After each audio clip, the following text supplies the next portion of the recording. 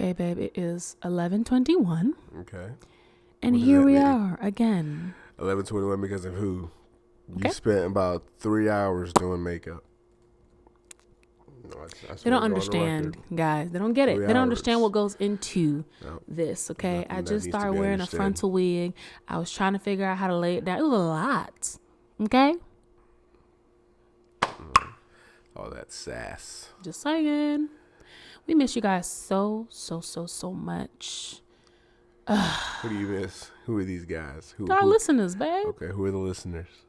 What you mean? Who? Keisha, Letitia? You don't even know the listeners. Lawanda. You don't even know the listeners. I just miss just talking and just being, just being here talking to people who want to hear. How you feeling, babe?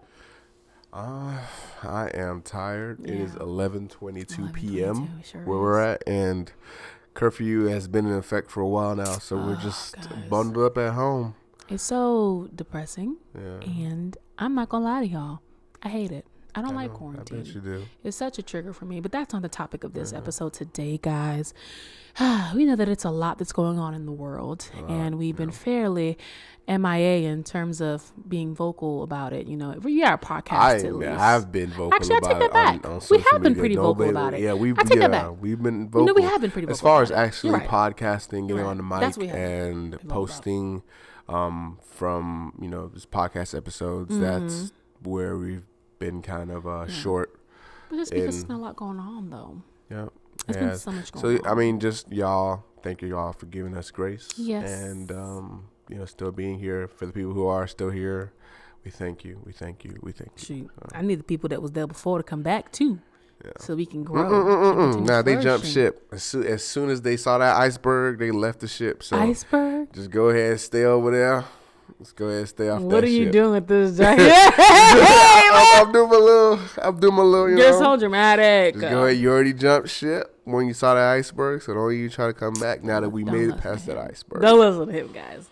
You guys are all welcome, because this is going to be a really, sensitive topic today again. It seems like we've had kind of a pattern of sensitive topics over the last couple of episodes, babe, like the pro-life, pro-choice one. And what was the one that we talked about prior to that? I cannot remember. COVID was the one we talked about after. That was the latest one. But that's because look at the times we're in. 2020, no one wants to talk about relationships that much right now. I know a lot of people are still in a relationship, dealing with the relationship woes and the things that come with it, but it's just I would be lying if all I wanted to talk about right now was relationships. Yeah. There's too much happening right now to just say, I'm just going to focus on my Christian, podcast about relationships and, and just kind of just erase everything that's going on around me. No, I'm in quarantine right now. Yeah. And I am struggling. I'm on curfew right now. It sucks. It's still one of those things where that's a reality. So why am I focusing all my attention on something like a relationship? Though it is important, of course, and I don't want to abandon ship on that. We're still on that. We're still a relationship podcast. But if you look on our banner wherever you find it at, I guess you'll see that we're a lifestyle podcast as well. So it's important for us too to kind of talk about topics that are either not normally talked about in terms of in this atmosphere of being a Christian relationship. How do you weigh certain things? And that's more so difficult conversations type segment. But for this one specifically, this is going to be an episode about dealing with sexual abuse prior to your serious relationship or your marriage, as well as within. And let me clarify that. Dealing with it as in coping with it. How do you heal from that type of trauma in this, time period where a lot is going on? So, my husband talked about COVID, and then, recently I'm sure everyone is aware of the George Floyd murders and the protests. And, it's been a really emotional time for the whole world, but something that also came up in this time was a lot of revelations in terms of young women dealing with sexual abuse. It started, at least what I caught was when it, all started coming out with Georgia State, and then when it started coming out with UGA just a few days ago. So I just thought it was very much so appropriate to discuss these things, especially at this stage in life where, you know, I've experienced sexual abuse a couple of times, and I've been able to heal from that for the most part, which we'll also talk about too. And then my you know, my husband as well. But haven't you had your own, you know, experience of sexual abuse as a man? When I was a kid, as a man. So, but babe, what would you kind of like? Can you just give us a brief description of what sexual abuse is? Okay, so sexual abuse is any form of sexual contact with a man or a woman. So any form, like without their consent, you know, and some people mistake sexual abuse too to kind of like, you know, it doesn't count if that person, you know, may have initially said no and then ended up, you know, being coerced to say yes, which happens to a lot of women, unfortunately, you know, or sexual activities that are outside, like the direct, okay, penis to vagina. And I'm going to say it because we're grown and I'm going to be real about it, you know, or sodomy. It's just any form of sexual, you know, contact or intimacy with someone who does not want it, you know, who didn't ask for it, you know, who doesn't desire it, frankly. And I just think it's a very, of course, gross abuse of power. But I find that especially in the Christian community, it's even more of, you know, something that's kept in the dark versus it being openly like discussed, you know, and me being me, you guys should know very well by now, me and my husband, that we are open books. We believe in transparency. We believe in open honesty because we know that it sets you free. So this is going to be an episode that's definitely going to center around that. And let's just get into it. Yeah, let's do it, babe. Let's do it. That's good, babe. Great intro. Okay. All right, babe. So sexual abuse.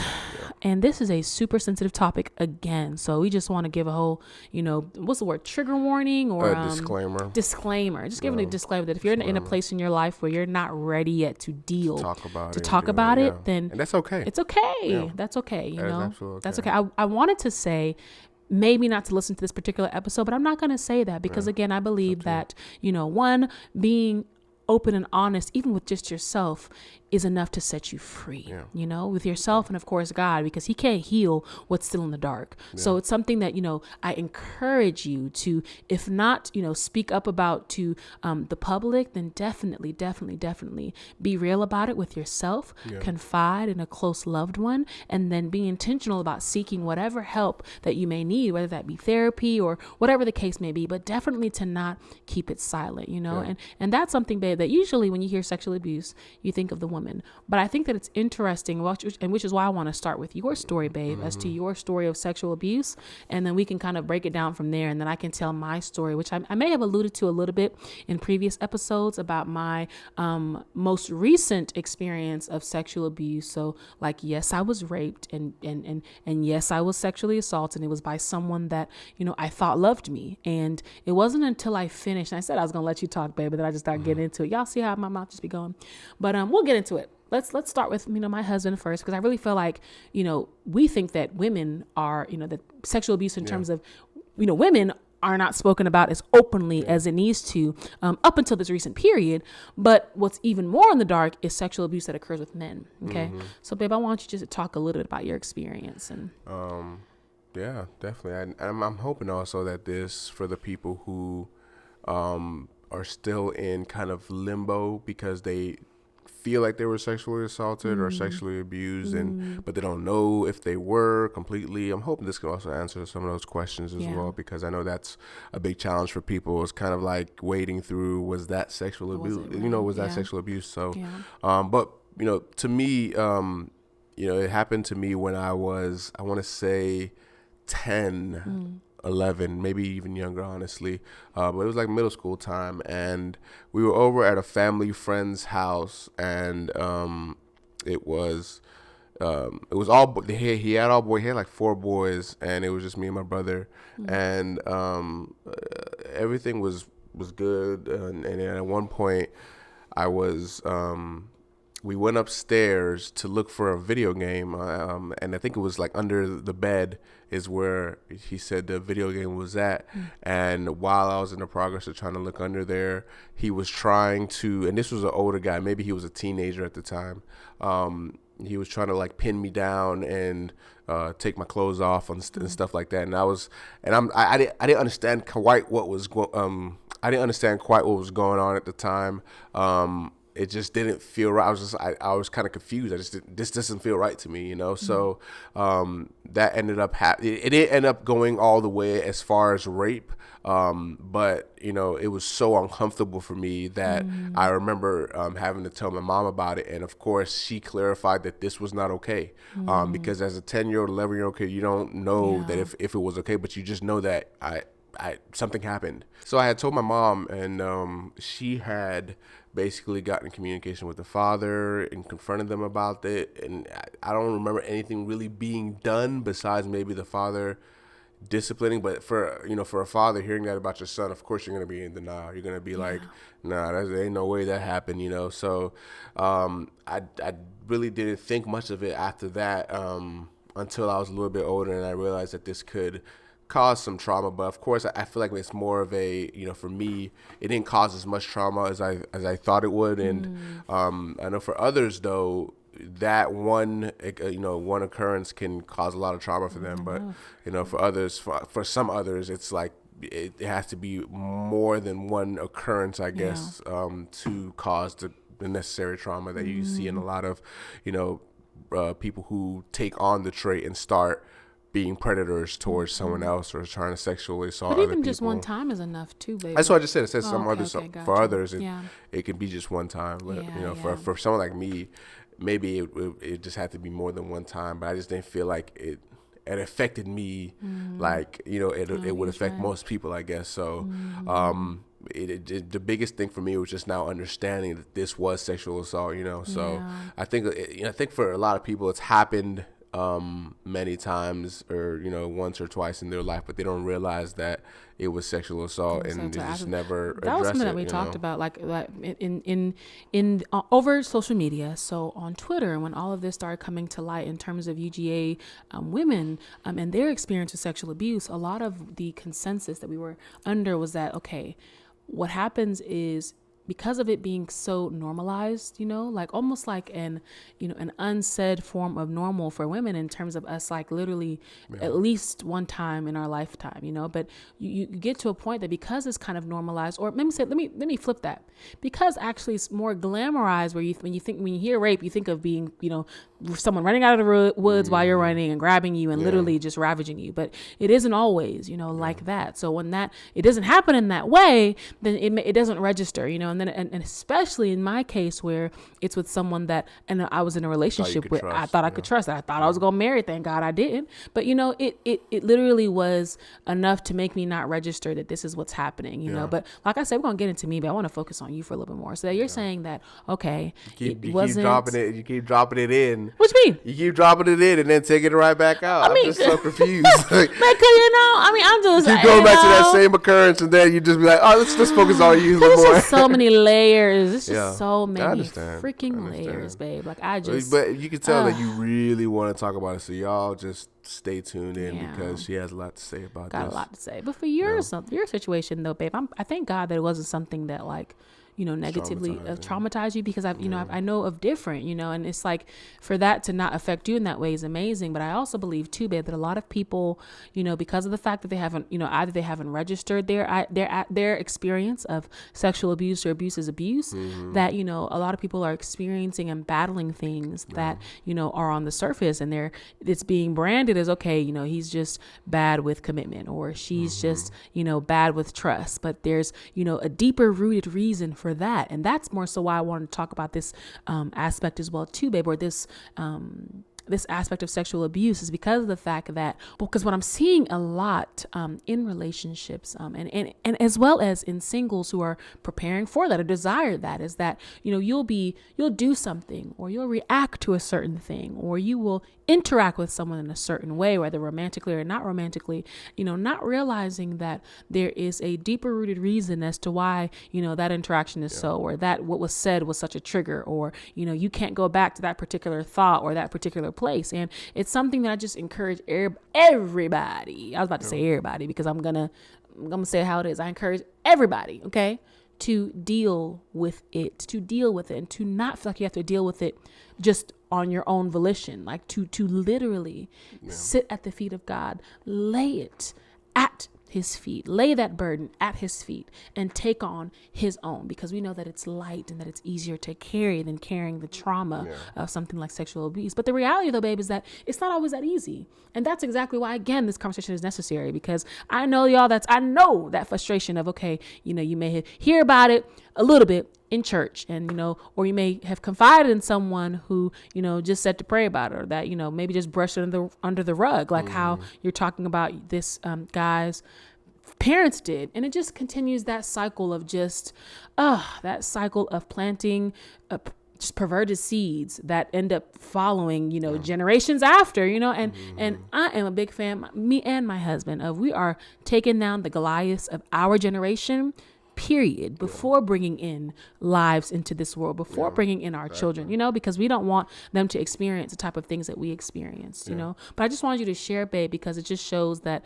again, not just women like go through sexual abuse, and for your case, even though it wasn't something that was traumatizing to you in that moment, and after, of course, even though it was traumatizing to you in that moment, but it wasn't something that you allowed to affect you following that.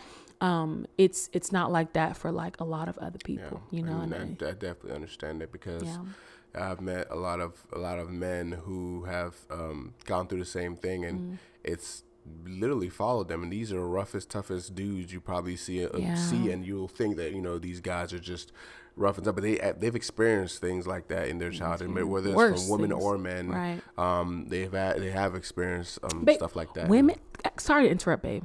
You know what came to mind as you were talking? You know how Lil Baby talked about he lost his virginity at 12. Lil Wayne?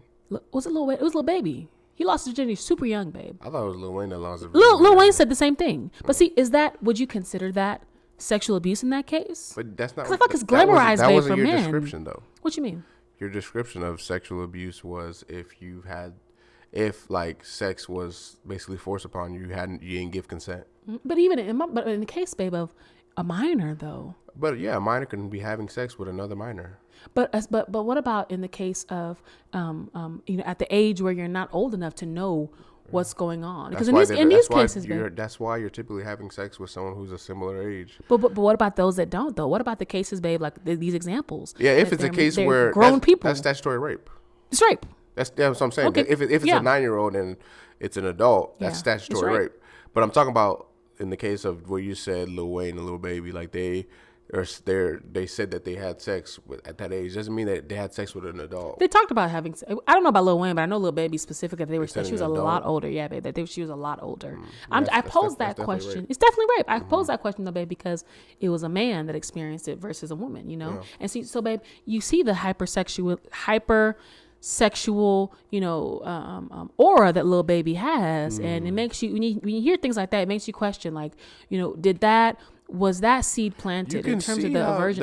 You can see how it is, right? At a young age, even with Lil Wayne, having multiple baby moms and just having multiple sexual partners, we don't see that as the effects of trauma. We just see it as normal because it's like you're just very sexual. Yep. You just like sex, but it could play a part in why you like sex, or why even some people go as deep as liking some weird fetishes is because of trauma in childhood that they just kind of powered into or manifested it in a different way. Now they like bondage or stuff like that, and that's because of that. Because of that trauma, and of course, not to say everybody, because some people just have fetishes that's just that you like what you like. But I don't know. There's some that definitely cross the line of like, okay, where does this come from? And it's something that I feel like we all should get into the habit of doing, especially in this quarantine period, of asking ourselves those tough questions as to why. Why, in this, since we're talking about this specific arena of sex and sexual abuse, why are certain desires the way that they are?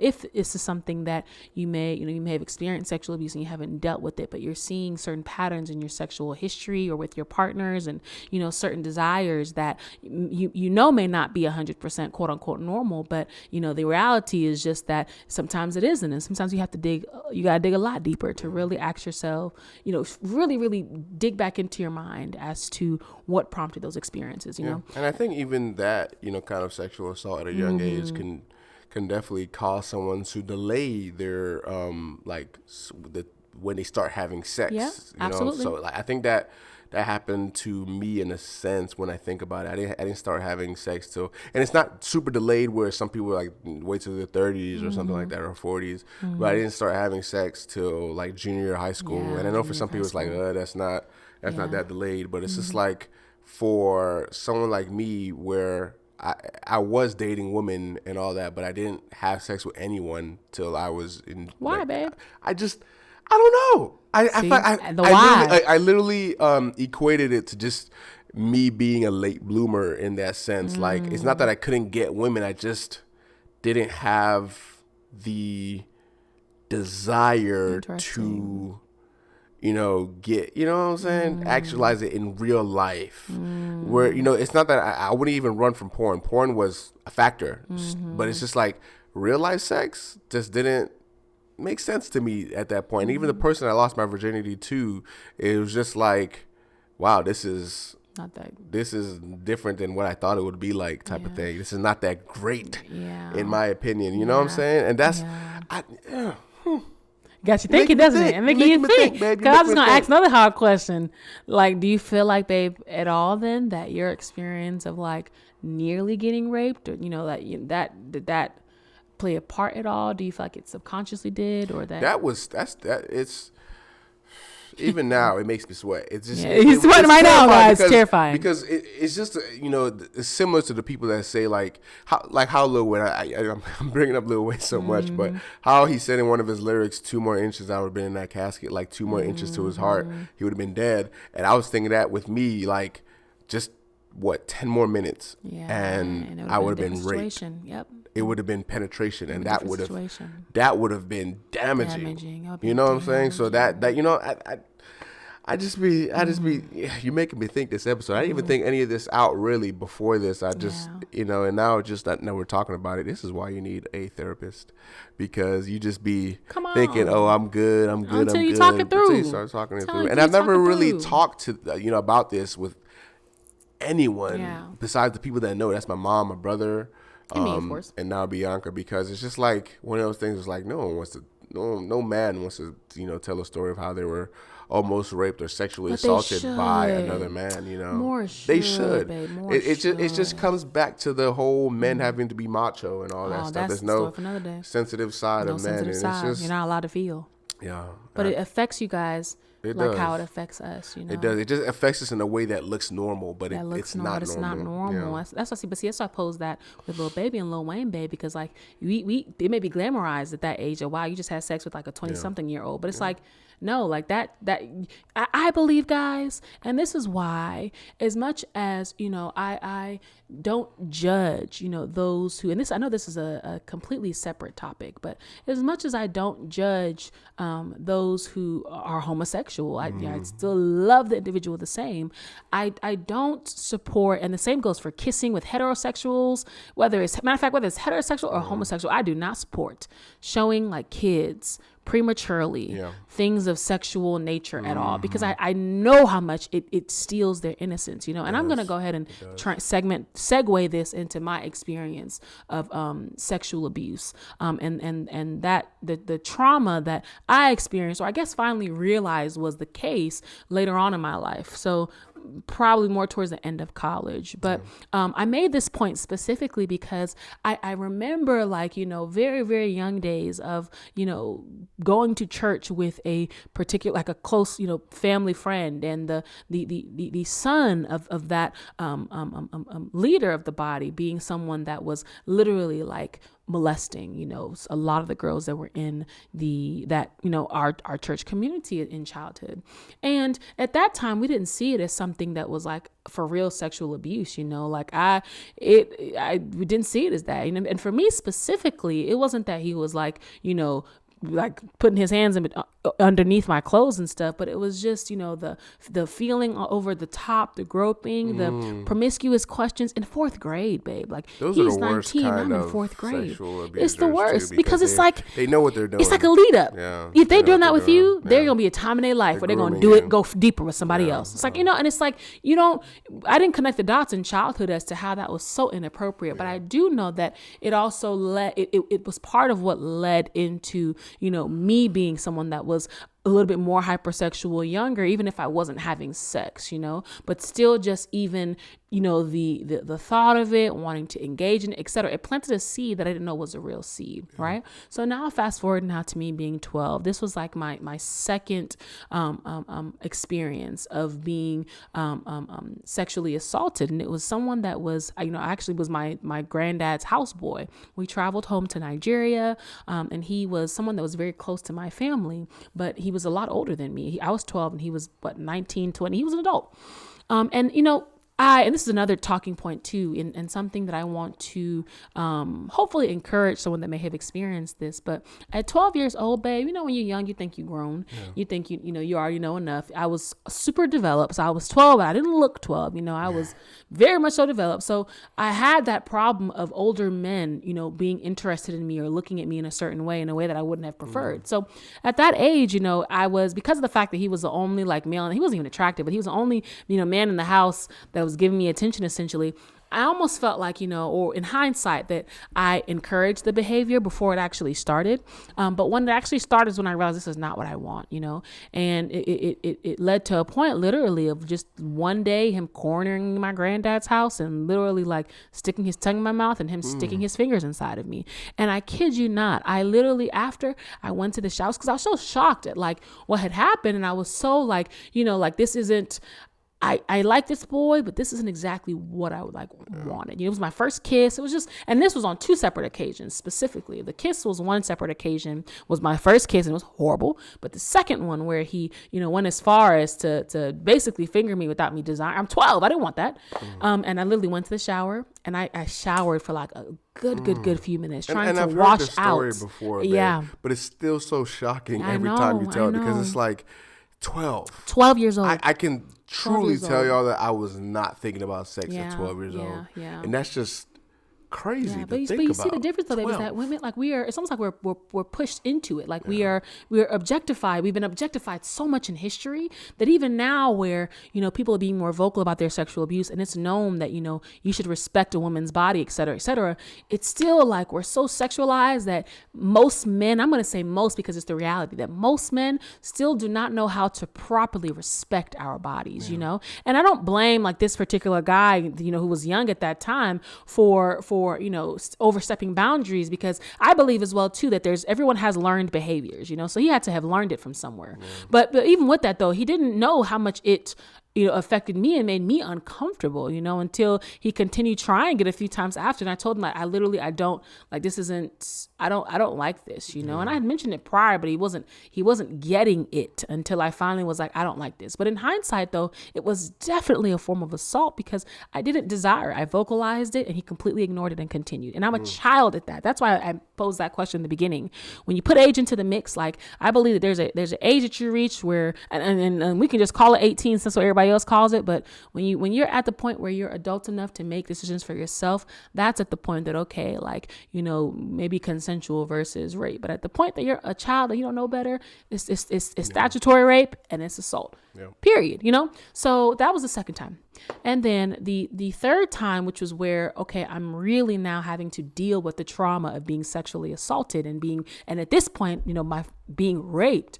I was in a relationship with this guy. I thought that we loved each other. I was in college. And it was unfortunate because when I entered the relationship, our very first date, I made it clear that, look, I want to be celibate. I want to wait till marriage. I had just gotten out of a really traumatic experience as well with an ex. Not traumatic, in relation to this particular conversation, but bad relationship that ended bad. And I told him that I didn't want to engage into sex until marriage. And, we were sitting at the dinner table and he's like, gung ho that that's what I wanted. You're the girl I've been wanting, blah, blah, blah, blah. So I'm thinking that this guy is it. Like he's going to be a guy that respects my body. We're going to do this together. Oh no. At least by month 4, I'm in a whole relationship and having to fight for my body. I can remember 3 specific times that it was like I'm crying that I don't want to have sex. And he's forcing me to do that. And on one particular occasion, it was the morning of Valentine's Day. And I broke up with him the day after and then stupidly got back together with him a few months later. But we'll get into that. But in this particular time, I'm crying because I was so torn between honoring God with my body and me desiring that more than anything, but not being strong enough to heed to that, because I have this guy in front of me. He's perfect in every other arena except this one arena of honoring my body. And I did not know the magnitude of how bad that was, and nothing else, how good he was did not matter, because of the fact that he couldn't honor my body as someone that he quote unquote loved and cared about. If he loved and cared about me like he truly did, he wouldn't have overstepped those boundaries. So, that happened that morning of Valentine's Day, and I'm crying like, I don't want this, but it's still almost like I was normalizing it because this is my boyfriend, this should be okay essentially, Sorry guys, I'm falling off of my seat, but yeah, this should be something that's normal. But it's like, it wasn't normal. And long story short, I ended up leaving the relationship for a few months after a while, but I ended up going back, because I was lonely, I was young.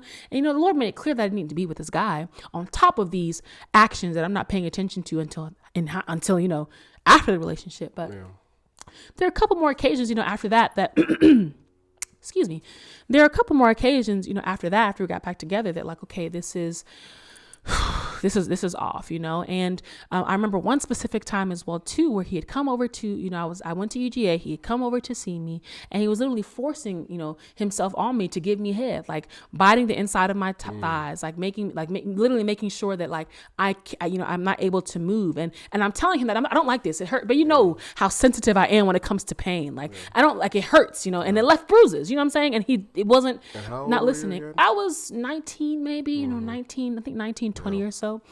But those are just a couple of examples in this relationship. And I'm telling you, babe, I didn't realize that this was not okay until I got out of the relationship. And let me tell y'all, the last point in terms of this story, that when I realized that I had been sexually abused, I had been raped on more than one occasion, and I had definitely had been assaulted, was when me and my girls traveled to Panama City Beach. I was 19 at this time because of my sophomore year of college. We traveled to Panama City Beach. You already know how when you with the guys, babe, you get booed up with whatever set of girls, et cetera, et cetera. We went to this one guy's place that night, and all my girls are paired up and whatnot doing their things. And I'm with this one guy, and literally, like I cannot allow him to touch me. Like I just can't. Yeah. And he's asking if I'm okay, et cetera, et cetera.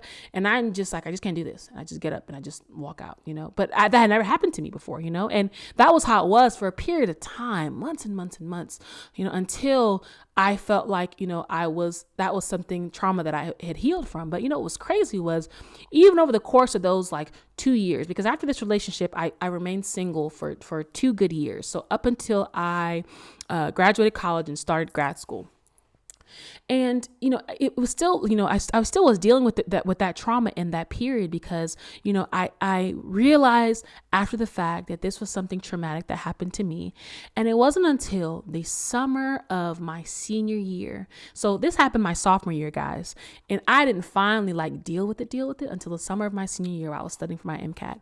And I'm thinking in hindsight, of this experience. And I'm studying in my room and I'm literally in tears, and it was a lot for me. And it was one of those things that I know that many experience worse, but I wish that I was more aware of what sexual abuse looked like and what it entailed, so that I could have stopped it in the beginning versus getting back in the relationship with this same guy. And this isn't, to paint him as a bad person, which is why I'm going to leave out names, because he apologized a couple of years later, and y'all know me, my heart's full of love, so I don't hold anything against him. Like I'm fine now, but just having to have experienced that, babe, and having to learn, really, really learn how to cope with it, and to not allow it to affect who I was involved with moving forward was tough, Do you feel like your experience in childhood made it difficult for you to understand or fathom the fact that it is sexual assault till maybe after? when these occurrences, like, because it seems like that's a recurring thing where you don't realize it's sexual assault till I think so. I do. I absolutely do. I absolutely do. Because I mean, if no one taught me before, this wasn't okay, how was I supposed to know in this particular situation, until it physically affected how I interacted with someone else after the relationship is done. You know what I'm saying? That's when I was able to be real, like, okay, this is, and it wasn't the first time that it physically affected it. Like, there was someone that I tried to be involved with, like in a relationship with, maybe about a year and a half after, and I just could not cross that boundary of kissing, and I just couldn't do it, because of the fact that, I didn't feel comfortable, but I will say, babe, that like it was definitely an experience that set me up for you, and just like how, it says in the book of Genesis, I believe it's Genesis, is it 30-50 or 50-30? But the scripture essentially says that the Lord will use what the enemy meant for your harm for your good.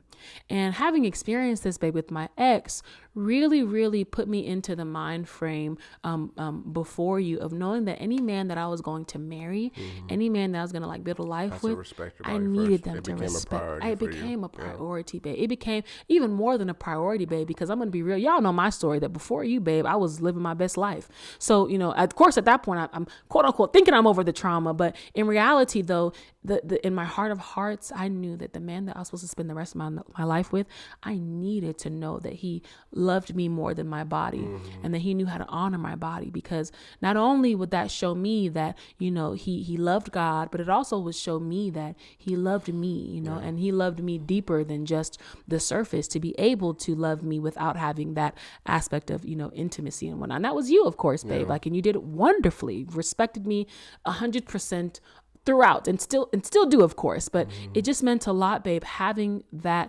you as an example of honestly somebody, babe, that I had never met, had never seen. And in this particular situation where I was raped, that guy deceived me into thinking that he was a you, but he wasn't, you know what I'm saying? Like, the proof was in the pudding, you know what I'm saying? So yeah, babe, I really, my heart goes out for women who experience this, like, day in and day out, and with me, babe, like how you feel about how you feel about murder and abortion, and like that, just, murderers being like the scum of the earth for you, is how I feel about rapists. I feel the same about rapists too, though. I mean, it's the crazy thing is that a lot of men who do deal with the same thing, but they closet it. But when it comes to women, like, if I'm a man looking for a good woman, looking for a woman that might potentially be my wife one day, and she comes up to me and tells me that I've been raped before. A lot of men, actually, and I know for sure in the black community, because that's what I grew up in, they look at that as a ding. They look at that as like a kind of damaged goods. Why, they're looking at women as damaged goods because they were raped. And it's a childish mentality. It's not, it has nothing to do with the woman himself. It just has everything to do with like prospect. It has everything to do with, this is supposed to be your woman one day. So how could you call it your woman if they are damaged goods? If someone raped them, and now because someone raped them, they don't like this or they don't like that, it's just there's more walls around them and stuff like that. And it's a sad thing, because when a man feels that way about a woman, other men don't come to the man or even correct the man and say, like, this is, we just talking about, that's wrong. This is not a good way to think, and it's sad, because I was that. I'm being completely transparent. I was that. I had an experience when I was at Kennesaw State, and this was, I think I was 21, maybe 22, 21. And I was dating a woman, and she had revealed to me one day that she had been raped. She was just being super vulnerable that day. And she revealed to me that she had been raped. And I knew this woman to be very hypersexual. She was very hypersexual. And I always wondered why, but she had revealed to me one day that she had been raped when she was younger by a family member. And I was just like, do you want to deal with that? Do you want to deal with that baggage? Do I want to deal with that? Because what was going through my mind was that this woman is so hypersexual and she dealt with something like that. Can she even stay faithful in a relationship? Would she now want some other man? Would she want to bring other men into the relationship and stuff like that? And I was also thinking that this woman has been raped. In my childish mentality, I was saying that this woman is damaged goods, and I don't know if I want to be with that. And it kind of made me start treating her kind of differently in that sense. Instead of being more sensitive to her, like how I am with Bianca and hearing her stories and these past experiences, I'm so sensitive to her when it comes to stuff like that. Even from when we had abstained from sex to marriage, in marriage, I was still so sensitive with her and taking her in little things about like how she felt about her body and how she felt about, certain things in sex and stuff like that. I respected all of those things because at the back of my mind, I always remembered that this woman has been through some kind of trauma or it just kind of, changed her mind in a lot of things. And it's not her fault that she doesn't like this or she's not ready to open up to this, super fast, even though I'm her husband. It's not her fault. So I didn't hold her to it. Rather, I supported her and realized that in every single way. And there's still certain things that she doesn't like till this day that I'm still having to kind of like, I understand. Yeah. Be like, I literally understand. It wasn't so long ago where Bianca was okay with the lights being on. Yeah. It wasn't so long ago, Yeah. and that's kind of like, it's tough for someone to try to wade through. But when you love somebody, you take their past experiences with you. Experiences. Come on, you take their past experiences with them. You don't get to pick and choose. You don't. If they came from that cloth, like you have to add that cloth to your coat. Literally, specifically in so that's just my perspective on that. And I don't and I feel so sorry for the women out there who feel like they've been sexually assaulted and their voice is silent, like it's silenced, because it's not fair. It's just not okay to just feel like you're helpless, and it breaks my heart to even think of that, like occurring with the woman that I love most in my life, Bianca, and my mother, and even my future child. I can't imagine that happening. I can't imagine my daughter coming to me and telling me that this family friend sexually assaulted them, like how I did with my mom. I'm telling you, like, only two people have seen the craziest side of me, and that's Bianca and my mother, the people that I love the most on this earth. I would be beyond that if my daughter would reveal something to me like that, and it's just like my heart breaks for you, my heart literally breaks for you. Like, I literally can't say that I can imagine what you've been through because I've never been through it myself in that sense where you're like raped and taken advantage of, and then some people more than once. So, I'm saying this personally to Bianca as well, like, and just telling her that I understand and I feel for you and I'm here for you in the future when you want to talk about it more and tell me about more occurrences or just open up about how it affected you. I'm always there for you. Literally. Absolutely, babe. And that's what every woman needs, just a voice, so. And someone who's going to be patient with them, babe. And that's why, like, I applaud you, babe, for just being you and, like, really being patient with me as I, like, have, like, waded through, my past traumas. Because, honestly, guys, like, one thing that happens when you get into a serious relationship or, when you get into a relationship with someone that you are called to marry is it definitely becomes a pruning season. You really start to look in the mirror, and not by your own volition, just because of the fact that you're with someone that God has put you with, to help prune out a lot of those hidden areas and to help shine some light on a lot of those dark areas in your life and in your, past experiences and in your history. And of course, that was you for me, babe, me for you in many ways. But in terms of this particular topic, babe, that was you for me. Like, the Lord using you to teach me how to love my body and how to, not allow past experiences to define like how I interact with you or like how, our intimacy is, for example. And it's just, there's a lot that goes into unpacking that area of like sexual trauma and, having to have to wade through that. But it's just one of those things that I encourage every man and every woman, every man and every woman to use this episode as that sign that I'm going to allow some light into this particular area of this particular trauma in my life. I'm going to shine some light on it, and then I'm going to do that, yes, in practical means via, therapy or confiding in a close family friend or a close family, a close family friend or a close family member, but that you're going to allow the Lord to shine light on that. And you're going to allow the Lord to really take care of that healing. Because there was something that you said in the beginning, babe, of your spiel that you talked about an ex that was raped, and that, you as a man thought that was bad. And we're going to get into that too, guys, because that's another frustration for me when it comes to men in this area of sexual abuse, babe, is that men do a horrible job of holding their friends accountable. And they also do a horrible job of fully grasping the magnitude of what that experience is. But again, I don't blame 100% at least, that man as is. I blame who didn't teach them or who taught them the wrong thing, what they were taught in their home or what they weren't taught, because it all came from somewhere. But we're going to get into that.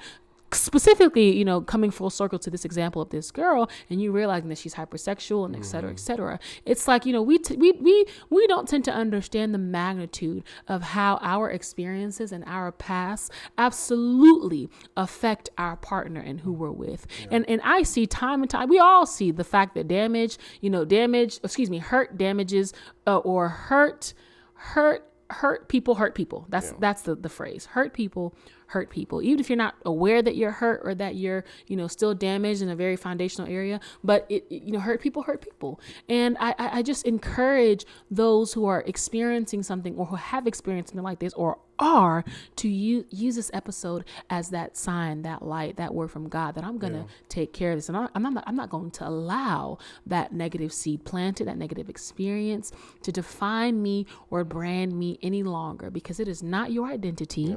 You are not defined by your body. Okay. You're not defined by that person who didn't respect your body or who didn't honor your body.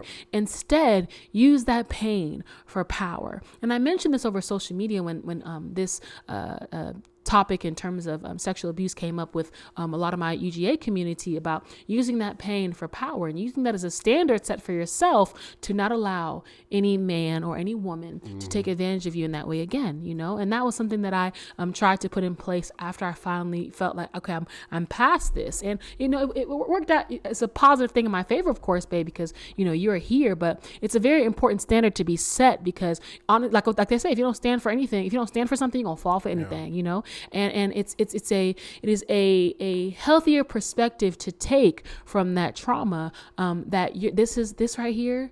Yes, it hurt me. Yes, I may still need to heal from it in many ways, but I'm not going to allow it to stop the destiny or to stop the drive or the purpose that the Lord has for me. And nor will He allow it, because again, your identity doesn't lie in your past traumas. It doesn't lie in, that person who took your innocence or that person who crossed that boundary with your body. They don't have the power. You still do. And even more so, God does, and he's a master vindicator. He's a master healer. He's a master restorer. And it's pretty ironic too, babe, now that it comes to mind, the Bible doesn't really talk very much specifically about that act of sexual abuse. It talks a lot about sexual immorality, but as for sexual, abuse in terms of how to heal from it, how to cope with it, it doesn't talk much about that. Or you see the face that you have. Are you trying to think back of some verses? Back to I don't think they're really. I don't know if I've seen any. I haven't seen. I just know about you, like you said, the sexual immorality, sodomy, and all that stuff. But yes. More of, I'm just maybe equating it to the times. Okay. Of basically around the Bible. Because around that time, women weren't respected; they were objectified still. So could you even brand them being? So I'm sure they were raped. Many. What? This is what made me not be able to watch in the beginning. Of course, Game of Thrones. It was literally rape scenes left and right, and I'm like, this is why is something like this normalized? I'm telling y'all, it hurts me to the freaking core, because I know what it feels like to be to feel like I'm not in control of my body, and no woman should ever feel like that, and this is gonna bring me back to that point, babe, of what I can't stand when it comes to men, is that why is it so hard for y'all to hold your boys accountable when you hear of or know that some form of sexual assault either has happened at a party or something, or maybe that they're rapists? Why don't y'all like to call them out? What's so hard about it? I don't know if I've ever actually experienced a situation where a man didn't call out another man. It happens a lot, I'm sure it happens. I know it happens in a lot of circles, but none in my circle. If I plainly knew that one of my boys had, is over here bragging about how he took advantage of this woman or that woman, or but see, they never brag about that though, babe. How they'll classify it is that they take advantage. They do brag about it. They like even something as small as smacking a woman on her butt while she's walking by is sexual assault. It's assault. And they can come up to you and brag about that. And I'm talking about this is back in college days. So you didn't hear about that at all? They'll come. Yeah, not anyone personally that I know that where it wasn't a woman who wanted it. You know, I don't know if the woman wanted it or not, but I'm just saying from my perspective, they would describe it as this is already someone they're seeing or something like that, and it wasn't something unwarranted. But that's my perspective of it. It may have been something deeper, but if someone blatantly came up to me and told me that I took advantage of this woman, or this woman was drunk and she had no clue, or I slipped this, or they're bragging about how they slipped this and took it. No, that's disgusting. Never happened. But if that happened, it would be a different story. So it's just not in my circle, but I know for sure there are circles where that's going on, because even this thing you showed me on Twitter of these men getting exposed, I'm like, I'm sure their boys, they've told their boys, this, that, and the third about one of these women, and they weren't saying anything. They didn't say anything, but they didn't. You, babe, are a unicorn. Okay, I'm not a unicorn. I am. At a point in life, of course. The thing about me is that I have experienced so much, and that's why I think I was so ready to settle down and be in a relationship, because I've already experienced so much in the only at the point it was like 22 23 years old, babe, and already so much in that lifetime, that period of life. So I was just like, I want to settle. There's nothing really for me as far as women in relationships to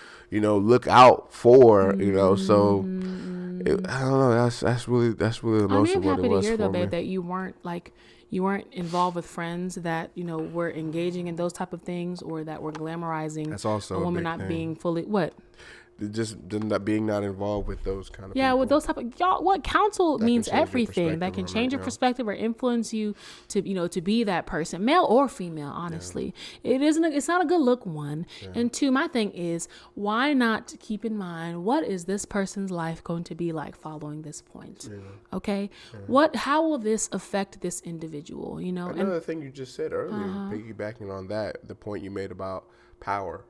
You said, it's something about it's taking the power out of their hands. A lot of men understand the ramifications. They're not ignorant. They're not stupid. They know what they're doing, and they know the consequences of what they're doing to these people. They know it's traumatizing. Some men don't realize it's traumatizing to these people, but some men do know it's traumatizing, and they thrive on that ability that they know that they have impacted this person for the rest of their life, potentially. Sick way of and thinking. So you have now taken advantage of the person, and the person usually carries that, and in sense, keeping the power in that person, that offender's hand. You're giving them power by being silent about it. You're giving them power by letting it drive you to drugs, letting it drive you to other vices, letting it ruin your life, letting it hinder your future sexual experiences with partners, stuff like that. It's power to them. They feed off of that, even though they're not keeping up with your life. Maybe they're feeding off of that, in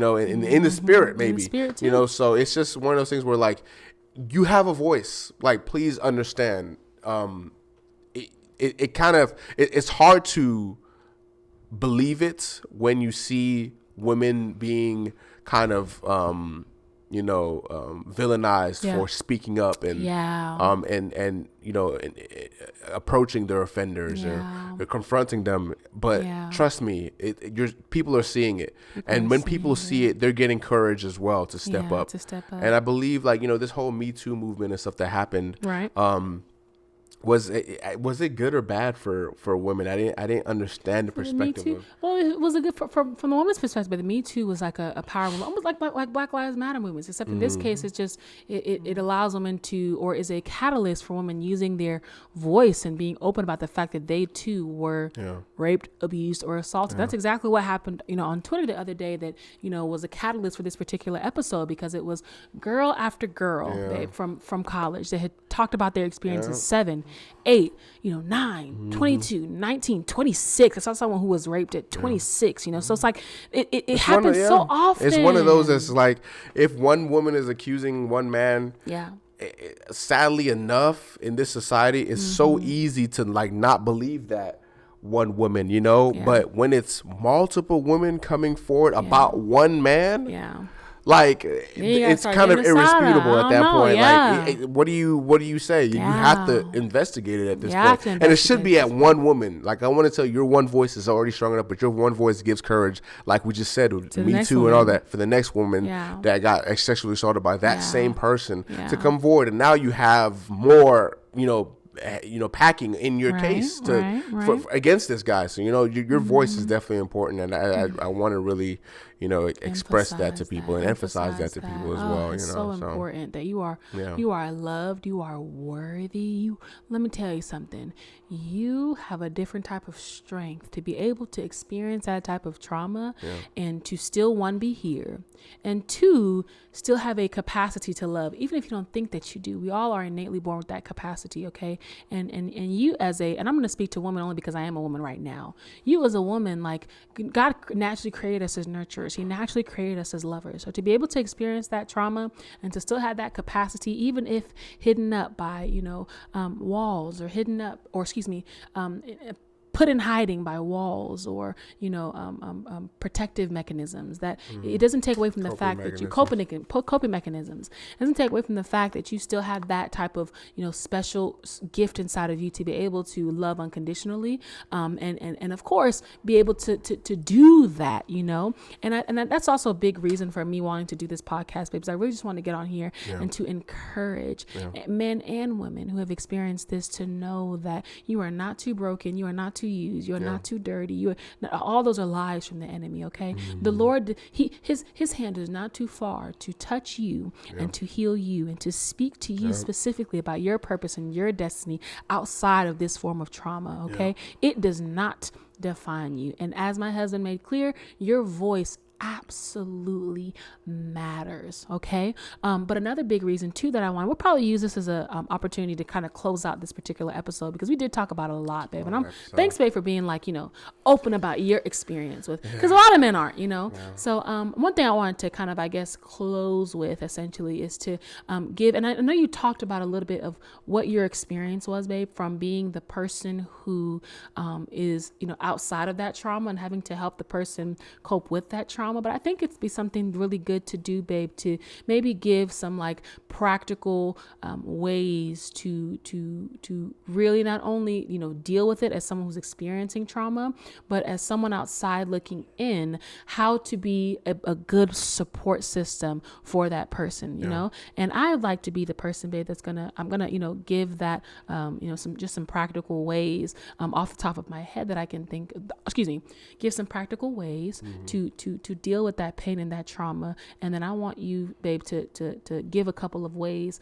to be a strong support system and a strong catalyst as that person's partner, or as that person's, husband or wife, to help their partner deal with it and move forward, So the first thing being is you forgiving yourself and you really, really reconciling within yourself that you are loved, you're beautiful, you're worthy. Scripture says that you are beautifully and wonderfully made, that there's no flaw in you. So the first thing, of course, is to forgive yourself, okay? To forgive yourself, even if the world may tell you that, you caused it, or you were too promiscuous, or you were too drunk, or okay? Nobody asks to be taken advantage of, okay? Nobody has a right to your body, but you and God, okay? So it is, regardless of what it is not your fault, okay? So forgive yourself, okay? The second thing, okay, is truly, truly, truly allowing light into that particular area of your life, and again, that being you voicing it, okay, you talking to that trusted family friend, that trusted family member, and really, really, really shaming the enemy, because literally, let me tell you something. What the enemy can get to most, y'all, because he's not a God of light. He's a small g God of darkness. Okay. So he loves those things that we put into the closet, that we keep hidden. Okay. That's what he preys on. And that's what he uses to continue causing confusion in your life. So I encourage you to stop that cycle today for yourself and to really, really allow the Lord to tend to those sensitive areas, to prune out those seeds of perversion, of sexual immorality, to really, really allow him to remove those seeds that were planted in you, not by your choice, or planted in you in childhood, by you being abused, or you being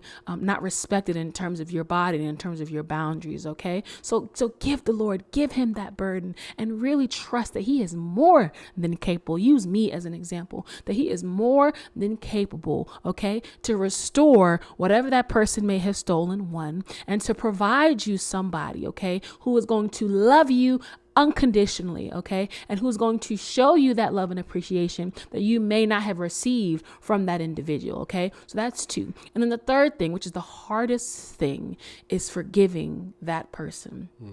I know that the world will tell you, okay, that, being, hard and stern and having your wall up, that's the way to protect yourself from, being hurt. That's the way to protect yourself from damage. But it's not, unfortunately, and at the point that you are able to forgive the person that has done you wrong, and that you are able to love the individual who did not love you or who did not treat you right, is when you know that you have truly, truly, truly overcome this particular piece of trauma, because they no longer hold your joy. They no longer hold that anger, that bitterness, that resentment, all the things that the enemy uses to seep into your life and to wreak more havoc. Okay. Yeah. Because again, God didn't give us that spirit. He gave us a spirit of one, power, love, and sound mind, but also of joy, of peace, of happiness. Those are the fruits of the spirit. Okay. Resentment, bitterness, unforgiveness, those are not it. Okay. So do for yourself, because you're not forgiving for the other person. You're forgiving for yourself to set yourself free. Okay. So that's the third thing,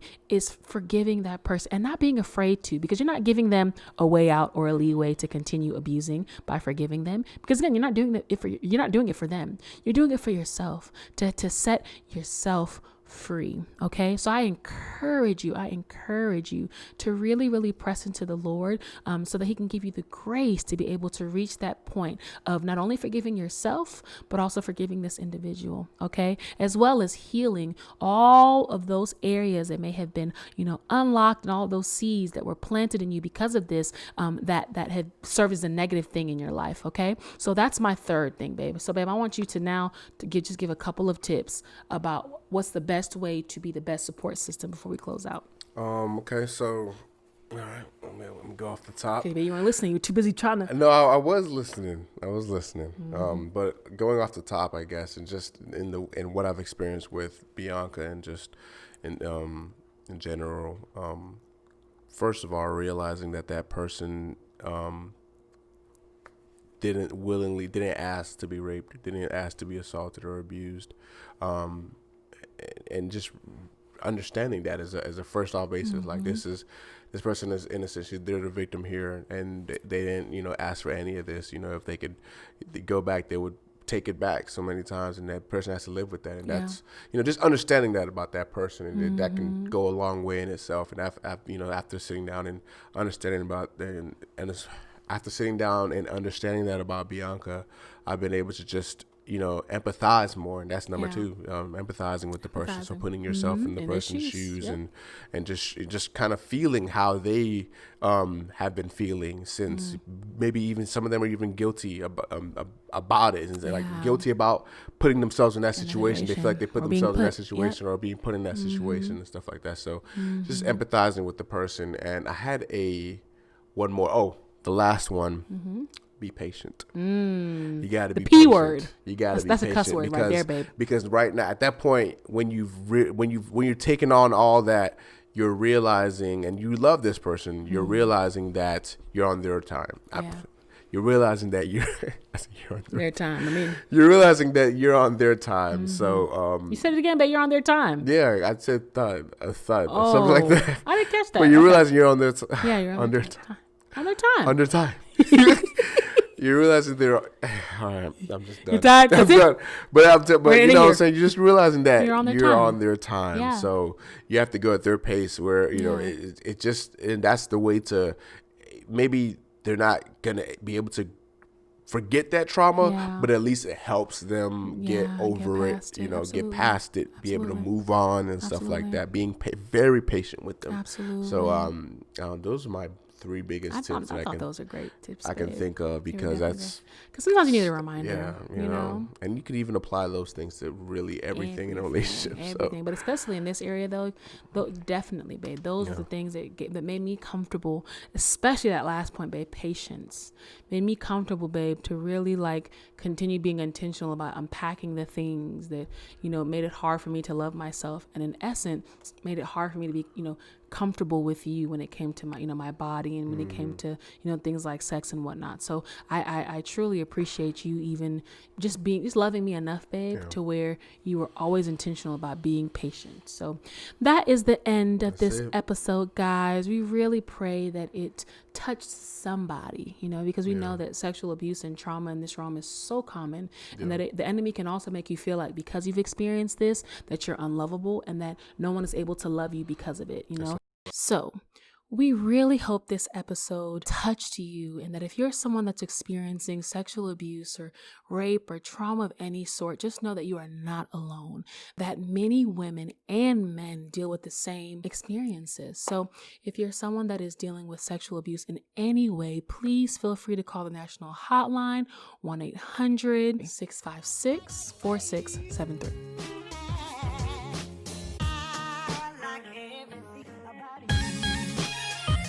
Tune in on Thursdays for weekly episodes.